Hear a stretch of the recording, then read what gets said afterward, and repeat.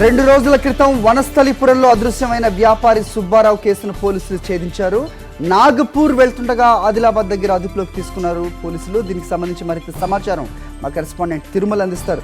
తిరుమల, చెప్పండి, ఈ వ్యాపారి సుబ్బారావు అసలు ఎందుకు సూసైడ్ నోట్ రాసి వెళ్ళారు? అలాగే పోలీసులు ఏమంటున్నారు?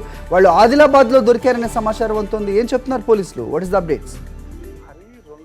క్రితం వనస్థలిపురం ఏంజర్స్ కాలనీలో నివసిస్తున్నటువంటి ఒక ప్రైవేట్ బిజినెస్ సీసీ కెమెరాలు అంటే ఈ నివాస గృహాల్లో సీసీ కెమెరాలు ఏర్పాటు చేసేటువంటి బిజినెస్ చేసినటువంటి సుబ్బారావు ఆర్థికంగా తీవ్రంగా నష్టపోవడంతో తాను తన కుటుంబ సభ్యులతో కలిసి ఆత్మహత్యకు చేసుకుంటున్నట్లు కూడా ఇంట్లో ఒక సూసైడ్ నోట్ రాసి ఇంటి నుండి వెళ్ళిపోవడం జరిగింది.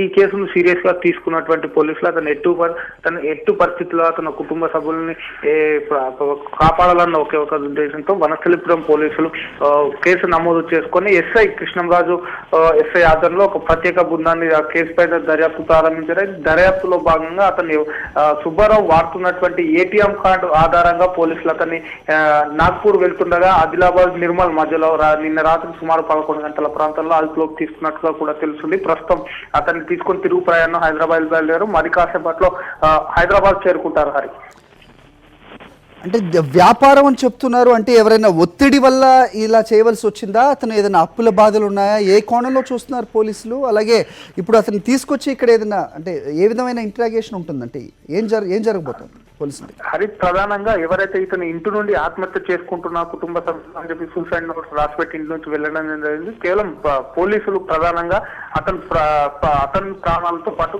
కుటుంబ సభ్యుల ప్రాణాలు కాపాడడం కోసం అంటే మొదటి ప్రయత్నంగా వాళ్ళ కుటుంబాన్ని రక్షించే ప్రయత్నం చేస్తే అనంతరం అతను అదుపులో ఇప్పుడు అతన్ని హైదరాబాద్ తరలించిన తర్వాత అతను ఆర్థికంగా ఏ విధంగా నష్టపోయాడు, అదే విధంగా ఎవరైనా ఒత్తిడి చేస్తున్నారా లేదా ఆర్థికంగా తానే నష్టపోవడంతో ఈ రకమైన నిర్ణయం తీసుకున్న దానిపైన కూడా పోలీసులు విచారణ జరుపుతారు. Hari, okay Tirumala, thanks for the updates.